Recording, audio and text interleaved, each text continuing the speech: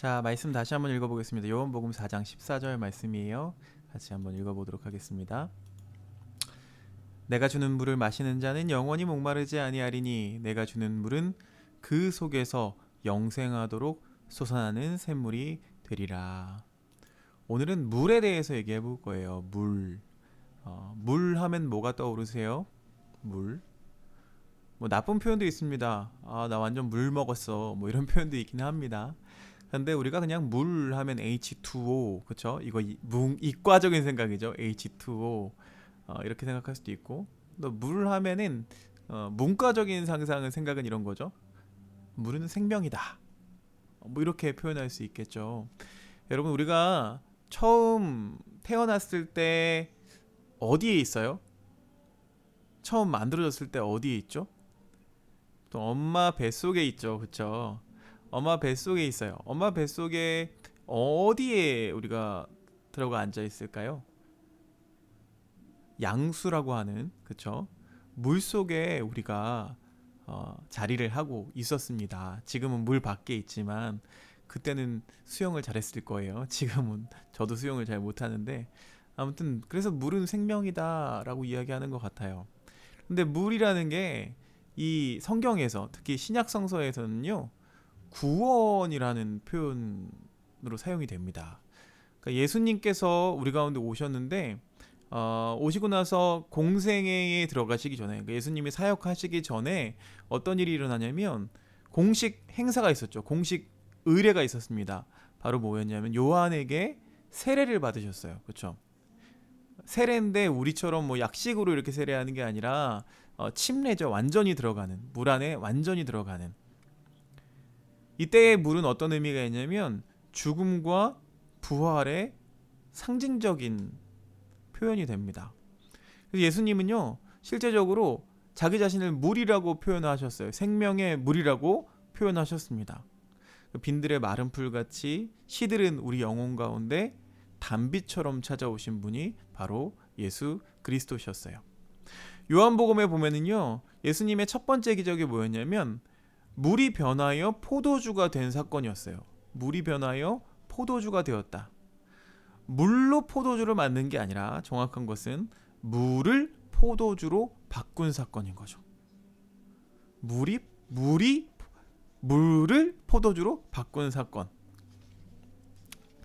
예수님은요, 이렇게 자기 자신을 물이라고 표현을 많이 하셨습니다. 그러니까 물은, 여러분 생각해 보세요. 물은요, 언제나 높은 곳에서 낮은 곳으로 흐릅니다. 그쵸? 낮은 곳에서 높은 곳으로 흐르는 물은 없습니다. 분수로 이렇게 물리적인 어떤 힘을 가해서 쫙 올려보냈다가도 다시 떨어지기 마련이죠. 예수님은요, 이 물처럼 사역을 하셨어요. 물처럼 가장 높으신 분이 가장 낮은 곳으로 찾아오신 거죠. 그래서 예수님이 하신 사역 중에 보면은요, 사마리아로 흘러 들어가신 것을 볼 수 있습니다. 사마리아라는 곳은 어디냐면 오늘 말씀에 등장하는 장소예요. 사마리아의 수가라는 마을인데요. 이 수가라는 마을에는 야곱의 우물이 있었어요.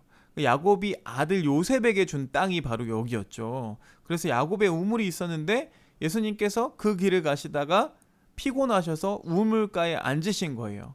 그때가 정오쯤 됐어요. 12시, 그죠? 근데 한 사마리아 여자가 물을 길러 나온 거예요.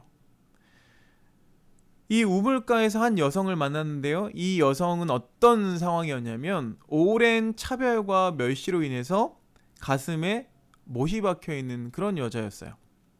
사마리아 사람들은요, 아주 과거에 남부 광조 시절에는 북이스라엘을 점령했던 아시리아의 이민 정책 때문에 강제로 혼혈이 되었어요. 그러니까 이게 결혼을요, 강제로 그렇게 시킨 거예요. 그래서 남유다는요, 순혈주의였거든요. 순혈주의. 피가 섞이지 않았어.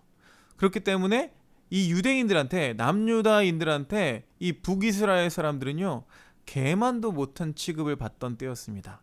야, 너네 피 섞였잖아. 더러워. 그래서 이 불행했던 과거 때문에 모든 사마리아 여자들은 유대 남자들로부터 어떤 평가를 받았냐면 색을 밝힌다, 부정탄다, 재수없다, 이런 악의적인 욕을 먹어야 했습니다.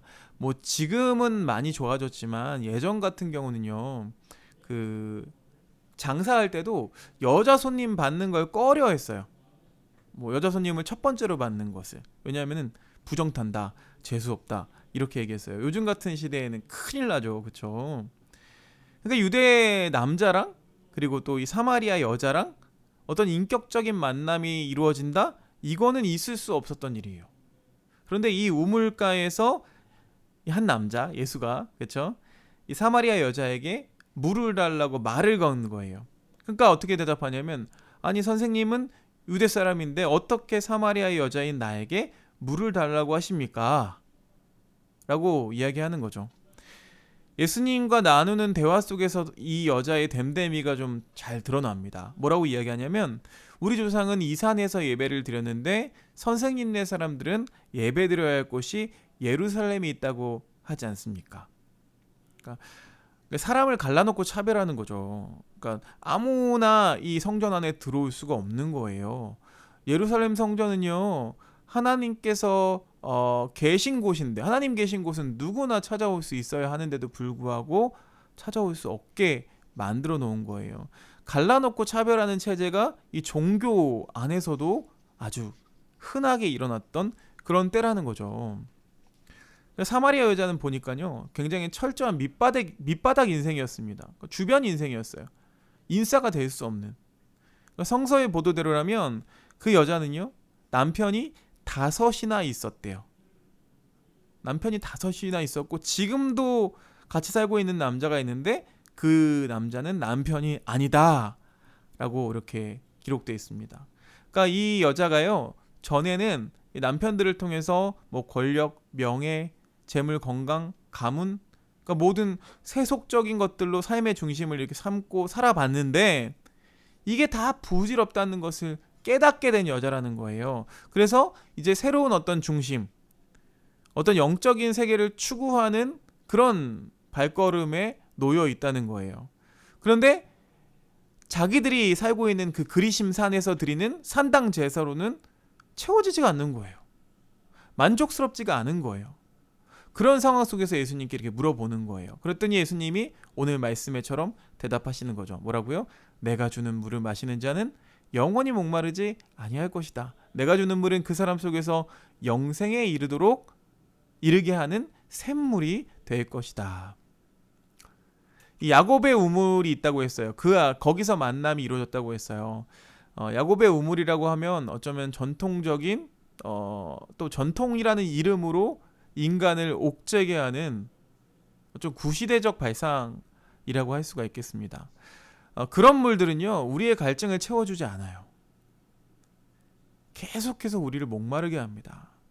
여러분 뭐 샤머니즘이나 그 외에 어떤 다른 우리의 전통적인 신앙들은요 우리 민족이나 그런 전통적인 신앙들은요 우리의 갈증을 채워주지 않습니다.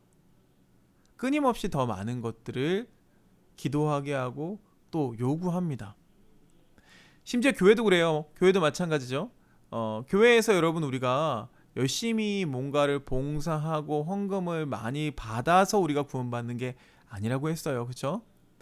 그러나 그런 것을 추구하는 사람들이 있어요. 그런 것을 추구하는 사람들은요 멈춤이 없습니다. 계속해서 더한 것을 추구하게 돼요. 칼 마르크스가 이렇게 얘기했대요. 마약 같은 물이다. 마약 같은 물. 뭐예요? 계속 의존해야 되고 계속 그것에 중독시켜버리고 결국에는 노예화 시켜버리는 영원히 목마르지 않을 수가 없는 그쵸? 근데 예수님의 물은 뭐예요? 예수님이 말씀하시는 물은 성격이 완전 다르죠. 한 번만 마시면 영원히 목마르지 않대요. 예수님의 물은 마시는 사람 안에서 영원히 솟아나게 하는 샘물. 샘물이 뭐예요, 여러분?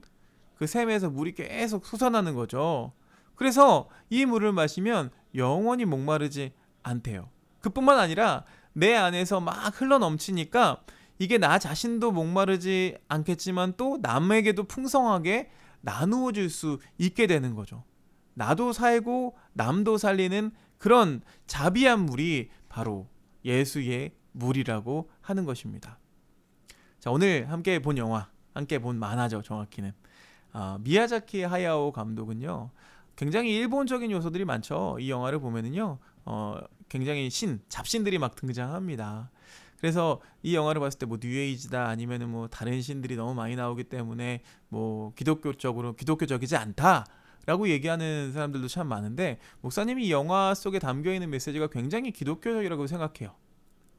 적어도 오늘 이야기하는 이 물에 대해서는 그렇습니다. 물이 굉장히 많이 등장합니다. 그쵸? 지금 보시는 제 뒷 배경으로도 굉장히 물이 많이 등장하죠. 물 위에서 이 소녀 치히로라는 소녀가, 센이라고 부르는 치히로라는 소녀가 지금 자유롭게 신발을 들고 걸어가는 모습이 담겨 있는데, 10살 된 소녀 치히로가 우연히 요괴들의 온천장에 오게 됩니다. 이사하다가 우연히 그곳에 들르게 됐어요. 근데 거기서 이루어지는 모험담을 다루고 있죠. 근데 치히로의 부모가요, 정확히 말하면 돼지로 변해버렸죠. 돼지로 변해버린 이 부모의 어떤 탐심 때문에, 탐욕 때문에 멈추지 않고 계속 먹어요. 그쵸? 이 탐욕 때문에 온천장에 갇히게 되어버립니다. 그쵸? 근데 이 온천장은 어떤 곳이었냐면 어린이의 노동력마저 가혹하게 착취하는 온천장이었어요. 어린이고 뭐고 상관없어. 이 모습이 꼭 우리가 지금 살고 있는 이 자유주의 시장 경제 그 질서 아래 축소된 어떤 세계의 모습을 보여주고 있는 것 같아요. 근데 그 안에 내던져진 어린 세대의 모습을 상징할 수 있다고 하겠습니다. 여러분 세대는 지금 그래도 편안하게, 물론 다 편안하진 않죠. 여러분에게도 각자의 고민이 있겠죠. 그렇지만 어느 정도 편안하게 우리가 먹고 자고 공부하고 살고 있는데, 여러분 과거에는 그렇지 않았죠. 우리나라도 또 마찬가지로 지금 세계의 어느 구석구석에 가면은요, 이 어린이들의 노동력을 가혹하게 착취하는 그런 모습들을 볼 수가 있어요. 그리고 이제 이 치히로라는 아이가 결국에는 이 10살짜리 아이가 부모님을 온전히 구해내야 되고 이 온천장을 빠져나갈 책임을 떠안게 된 것이죠.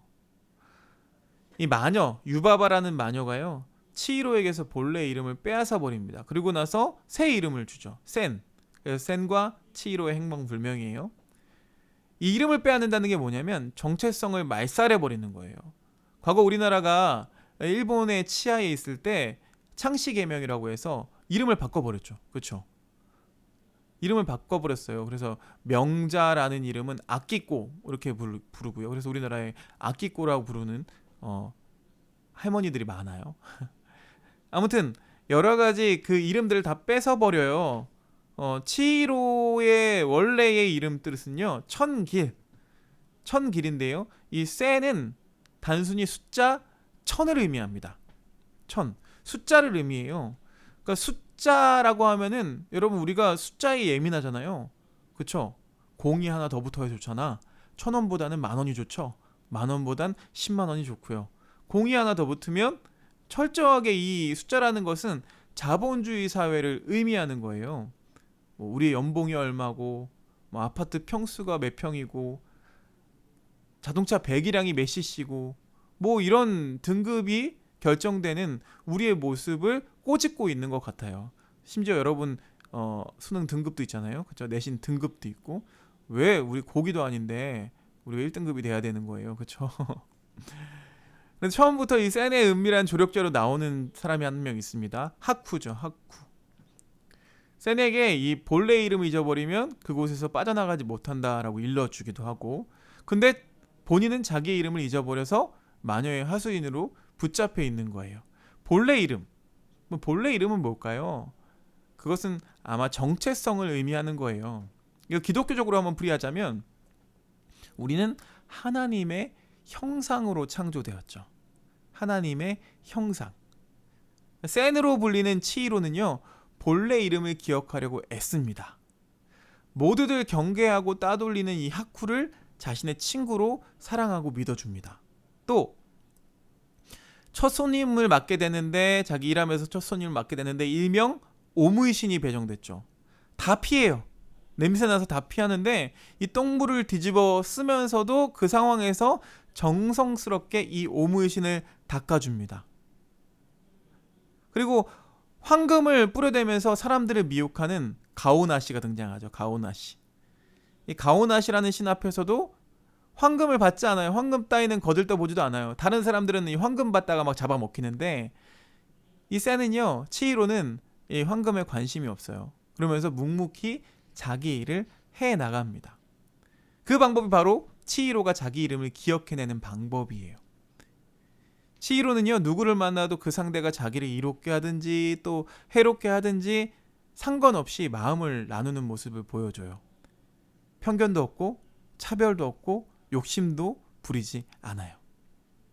어찌 보면 10살이라는 한낱 어린 소녀일 뿐인데 그런 치히로에게서 이 생명을 치유하고 살리는 놀라운 능력이 흘러나오게 되는 거죠. 하쿠의 본래 이름을 기억나게 해서 이제 그가 있던 강으로 돌려보내주고 또 오무의 신을 정화시켜줘서 근사한 강의 신으로 거듭나게 하고 또 가오나시 신에게 스스로 황금을 포기하게 만들고요. 돼지로 변해버린 부모를 구원하고 유바바마저 마녀마저 회개시켜서 온천장의 노예 일꾼들을 풀어주게 하는 역할을 이 치히로가 하게 됩니다. 치히로가요, 마치 물과 같아요. 관계 사이를 막 흘러다니는 물과 같습니다. 그녀를 만나면 생명이 저마다 꽃을 피우면서 살아가게 되는 거죠. 도덕경, 노자의 도덕경에는요, 이런 내용이 있어요. 제가 한번 읽어드릴게요. 세상에 물보다 더 부드럽고 여린 것은 없습니다. 그러나 단단하고 힘센 것을 물리치는데 이보다 더 훌륭한 것은 없습니다. 이를 대신할 것이 없습니다. 약한 것이 강한 것을 이기고 부드러운 것이 굳센 것을 이기는 것. 세상 사람은 모르는 이 없지만 실천하지 못합니다. 여러분, 우리가 죽음의 문턱 앞에 있을 때, 특히 사막이라는 곳에서 죽음의 문턱 앞에 있을 때 무엇을 만나면 살 수 있을까요? 오아시스를 만나면 살 수 있죠. 우리의 죽음과 생명을 가를 수 있는 유일한 기준은 물입니다. 그 물의 영성이 우리를 오아시스로 초대하는 거예요. 영원한 오아시스. 한 번 먹으면 멈출 수 없어. 샘이 막 솟아나와서 멈출 수 없는 그 오아시스로 우리를 초대하십니다. 예수님이라는 물을 마신 사람은요, 자기 안에 깊은 샘을 가져야 돼요. 그래서 모든 관계 속에서 그 생수가 흘러 넘쳐야 합니다. 근데 흐름의 방향이 있습니다. 물의 흐름의 방향은 어떻다고요? 높은 곳에서 낮은 곳으로. 그렇게 흐르다 보면요, 그 길 끝에 뭐가 있을까요? 물이 흐르다 보면 뭘 만나요? 바다가 있죠. 성경에 보면요, 물이 바다 덮음 같이라는 표현도 있고 찬양도 있습니다. 물이 바다를 채우는 것처럼 하나님을 아는 지식이 온 땅에 가득해져서 서로 해치거나 파괴하는 일이 없이 평화의 세상이 열리게 된다는 거예요. 우리 안에 있는 샘은 작은 샘이지만 예수라는 이 작은 샘이 차고 흘러 넘쳐서 바다를 향해 가서 결국에는 평화의 세상, 하나님의 나라가 이루어지게 된다는 거예요. 오늘 이 사마리아 여인의 고백, 4장 14절 이후에 4장 15절 말씀에 뭐라고 되어 있냐면요, 선생님 그 물을 나에게 주셔서 내가 목마르지도 않고 또 물을 기르러 여기까지 나오지도 않게 해 주십시오. 이렇게 얘기해요. 이 고백이 우리의 고백이 됐으면 좋겠어요. 하나님, 그 물을 나에게 주셔서 내가 목마르지도 않고 또 물을 기르러 나오지 않게 해 주십시오. 그 영원한 샘이 내 안에 있게 해 주십시오. 그런 고백이 우리의 고백이 되기를 주님의 이름으로 축원드립니다. 함께 기도드리겠습니다. 사랑의 하나님, 감사합니다. 오늘 영화 속에서 또 말씀 속에서 물의 영성을 발견합니다. 물은 생명입니다. 생명의 근원이자 또 죽음과 생명을 가로지르는 그 사이에 담겨 있습니다. 하나님, 우리가 물의 마음으로 살아갈 수 있도록 인도해 주시옵소서. 우리 안에 예수라는 마르지 않은 영원한 샘이 있어서 그 샘이 차고 흘러넘쳐 이웃을 덮고 또 바다까지 흘러가서 이 세상을 적시는 그런 물이 되게 하여 주시고, 하나님, 높은 곳에서 낮은 곳으로 흐르는 이 물을 닮아 우리도 높은 곳으로 솟아오르려고 노력하는 것이 아니라 아래로 아래로 흘러가서 하나님 예수 그리스도처럼 그런 인생을 우리가 살아갈 수 있도록, 그래서 우리의 관계와 관계 사이를 가득 채울 수 있는 그런 물이 흘러 넘치기를 간절히 소망하고 의지합니다. 하나님, 이 세상 살아가기 참 힘이 들지만 그 안에서 탐욕이나 그 안에서 모든 착취와 편결과 차별 가지고 살아가는 것이 아니라 물의 사람인 치히로처럼 우리 인생을 정직하게 살아가다 보면 반드시 우리를 통해서 이 땅이 하나님의 나라가 될 줄로 믿습니다. 하나님, 우리의 삶을 축복하시고 우리를 인도하여 주시옵소서. 예수 그리스도 이름으로 기도드렸사옵나이다. 아멘.